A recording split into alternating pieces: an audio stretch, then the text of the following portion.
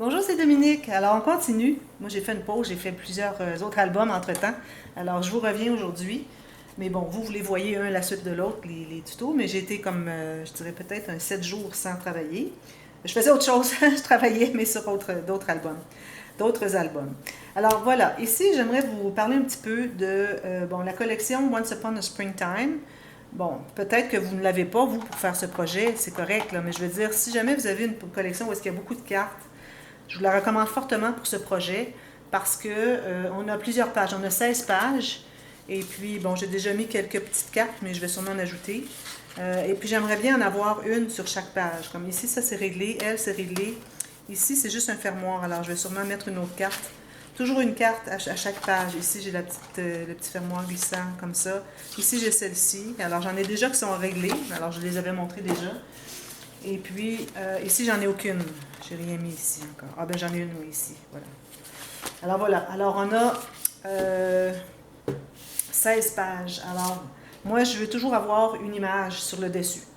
Alors, je ne sais pas si vous vous souvenez, dernièrement, vous avez vu l'album Paris que j'avais fait pour une abonnée. Et puis, elle m'avait demandé d'avoir une belle image sur le dessus. Toujours une belle image, pas un espace photo pour commencer. Je suis tout à fait d'accord avec elle. Je crois même que ça va être quelque chose que je vais faire dans le futur, toujours, dans le sens que décorer le dessus d'une page, c'est plus important que mettre une photo ici et puis mettre une carte à l'intérieur, etc. Alors, je trouve que c'est vraiment l'idéal. Alors, c'est ce que je vais faire pour ce projet. Et puis, avec la quantité de cartes que j'ai dans cette collection, alors j'ai tout découpé et j'ai déjà enlevé celles que j'ai déjà utilisées qui étaient dans la collection. Alors, je ne dois pas les utiliser deux fois. Il y a peut-être une ou deux ici dans les tout petites monochromes qui sont tellement petites qu'on pourrait bien les utiliser deux fois. C'est pas comme quand il y a un message comme celle-ci. Là, je ne l'utiliserai pas deux fois quand il y a un petit message comme ça. Ou quand il y a une grosse image, je ne vais pas l'utiliser non plus deux fois. Mais des petites choses comme ça, il n'y a pas de problème. Des petits timbres, des petites filles, bon, ça va. Alors ici, j'ai découpé toutes les cartes et j'ai pris soin de découper un contour tout égal, dépendamment de ce qu'ils ont. Comme ici, vous voyez, là, ici, j'ai ici égal, mais lui, je ne l'ai pas coupé. Alors lui, je vais le couper un petit peu pour avoir la même largeur tout le tour. Alors, je les prépare tout à l'avance. Et puis, même que j'ai gardé plusieurs les petites découpes que je coupais de la carte, je les ai gardées pour des incrustations. Alors ça, c'est très précieux. Ils sont déjà droites aussi. J'ai gardé ici une bordure. Alors, les cartes que j'avais de cette feuille-ci, alors il y en a quelques-unes, j'ai gardé la bordure autour de l'image. Celle-là, j'ai gardé la bordure carrément comme ceci. Et puis, voilà. Alors, j'ai toutes ces cartes vraiment très spéciales. Ça, c'est ce qui m'avait fait acheter la collection avec toutes les cartes qu'ils ont ici. Tellement joli. Alors, j'ai celle-ci.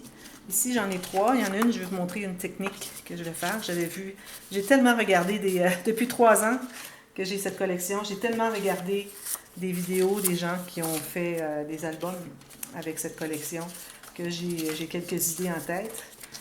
Peut-être pas tant, parce que ça fait plusieurs mois que je n'ai pas regardé, mais bon, avec les nouveautés que j'ai, je crois que je vais pouvoir m'organiser.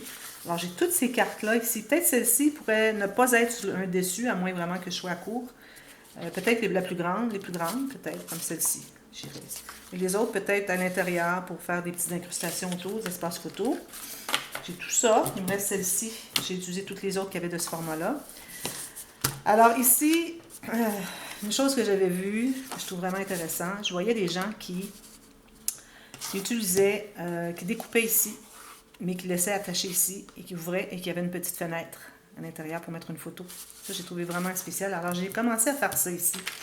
Alors, je voulais vous expliquer un petit peu la technique. Alors, peut-être que vous n'êtes pas très habitué à utiliser un couteau à précision comme celui-ci. Alors, c'est facile de faire un faux mouvement. Alors, moi, je vous recommande, quand vous allez couper, alors, vous allez toujours garder votre main à la même position. Alors, vous allez faire ceci, vous allez un petit peu tout droit. Quand vous arrivez au bout que c'est trop serré, vous allez bouger encore. C'est bien important d'appuyer votre main ici, parce que si vous êtes juste à main levée comme ça, c'est certain que vous allez aller à côté. Alors, c'est vraiment très... Ils appellent ça un couteau à précision, c'est pas pour rien. Hein, c'est comme ceci. Et quand j'étais rendue à la fin, là, j'ai fait ça, et je garde toujours ma main là. Alors, pas question d'aller comme ceci, comme ceci. Là, ça fonctionne pas. Alors, quand vous trouvez une façon où est-ce que vous êtes agile, vous la gardez. Alors ça, ici, lui, vu que c'est droit, je vais utiliser une règle. Mais quand vous avez des formes qui ne sont pas droites, alors vraiment, allez doucement. Alors, vous pouvez faire juste 3 ou 4 cm à la fois. Ensuite, vous tournez. Ensuite, vous tournez. Vous poussez, vous tournez, vous poussez. Alors, moi, c'est ce que je recommande. Ici, alors on va faire une petite fenêtre qui s'ouvre. Et puis, il va y avoir la petite poignée tout petite de Tim Holtz. Là, je vais aller tout juste sur la ligne ici. Alors là, il ne faut pas dépasser. Prenez votre temps, c'est vraiment très important. On ne peut pas gaspiller ces jolies cartes. Bon, moi, si jamais j'en gaspille une, j'ai toujours la possibilité de la récupérer parce qu'il y a 2 feuilles de chaque design. Est-ce qu'elle est ma ligne? Alors, je peux toujours me dépanner avec la deuxième, mais j'aimerais bien ne pas les gaspiller du tout. Alors, on peut aller ici à l'intérieur, comme ceci. Mon couteau, il ne coupe pas bien. Il faudrait que je change les lames, mais je ne sais pas où est-ce que je les ai mises. C'est important de voir où est-ce qu'on va. Il faut essayer de toujours rester la règle au même endroit. Pas faire 2 fois 2 coupes, comme j'ai fait ici. Alors là, on va pouvoir peut-être y arriver. Puis là, j'aime bien aller comme un couteau. Et je vais le terminer. Si mon couteau coupait mieux, ce ne serait pas un problème. De toute façon, c'est bien qu'il y ait un petit espace entre les deux. Si jamais j'ai 1 millimètre qui me manque, ça va être correct. Comme ceci, je crois que je vais être correct. Vous voyez là, on l'a. Ceci, jusqu'ici en haut.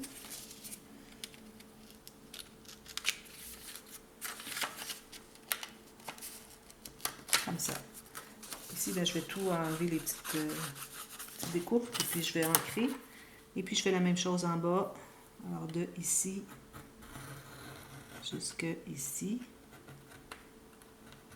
Même chose. Je fais. C'est important aussi de garder votre angle, toujours le même angle. N'allez pas comme ceci et comme ceci, parce que là, vous allez avoir 2 coupes. À moins que vous vouliez faire 2 coupes, c'est la bonne façon. Je crois que je vais l'avoir. Oui, je l'ai ici. Voilà. Jusqu'ici. Et puis là, je vais prendre la planche à rainure. Puis je vais faire la ligne pour la ligne qui est ici. Je vais tenter d'être vraiment bien sur la ligne. Ici, je ne suis pas droite ici. Alors, si vous partez pas droit, c'est pas l'idéal. Alors, ici, comme ceci. Voilà, je l'ai ici. Une ligne de pliure. Alors, on a une petite fenêtre qui s'ouvre comme ceci.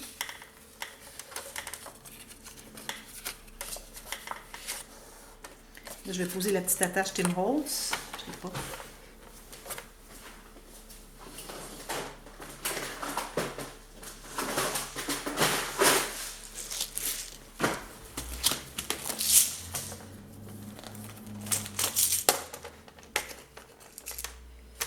J'en ai plusieurs.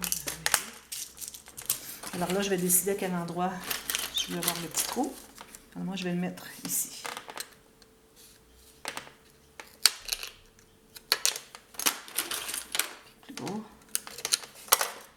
Je vais entrer ici à l'intérieur. Ceci. Et puis, avec les pattes dans le même sens qui longent la page. On ne va pas les avoir dans l'autre sens. Comme ceci. Alors ici, je vais mater de papier ici pour cacher. Mais j'ai aussi un aimant à mettre. Alors ici, je vais probablement mettre un tout petit aimant. J'ai des petits aimants. Parce que je ne voudrais pas que ça soit trop gros. Alors, je vais mettre des petits aimants. Je vais peut-être même en mettre 2. Je crois que ça serait une bonne idée. Alors, un ici, un ici. Puis ensuite, je vais choisir un papier. Alors là, je n'ai pas choisi. Juste pour vous donner une idée. Alors, supposons que c'est ça. Supposons que c'est ça. Ce ne sera pas ça. Alors, je vais tailler un papier juste pour qu'il va faire le fond ici. Et puis, je vais le coller derrière. Ça. Et puis ensuite, je vais mettre mes petits aimants derrière ici. Comme ça. Puis les gens vont pouvoir mettre une petite photo ici. Et puis ça va se fermer avec un aimant. Alors, je vous reviens avec ça terminé. Et puis, puis je vais certainement m'en servir pour une page. Peut-être je choisirai une des pages qui est déjà dans la... Bon, regardez ici, là. Ça serait bien ça, je crois. Ça serait bien ici. Je vais voir sur l'autre... ici, s'il n'y aurait pas d'autres pages qui seraient encore mieux, mais dans le sens ici, c'est bien d'avoir des pages dans le sens portrait, paysage, tout ça. Hein. Différents formats, des grands, des petits. Alors, je vais mater ça. Je vais mettre mes petits aimants derrière. Et puis, je vous reviens avant de la poser. Puis ensuite, on va commencer à faire les instructions de matage. Et puis, si j'ai d'autres petites techniques comme ça qui me viennent à l'idée, je vous en parle. Mais je crois pas. Je crois que c'était pas mal celle-là que j'avais dans l'idée. Alors, je vous reviens dès demain. À bientôt. Merci. Bye bye.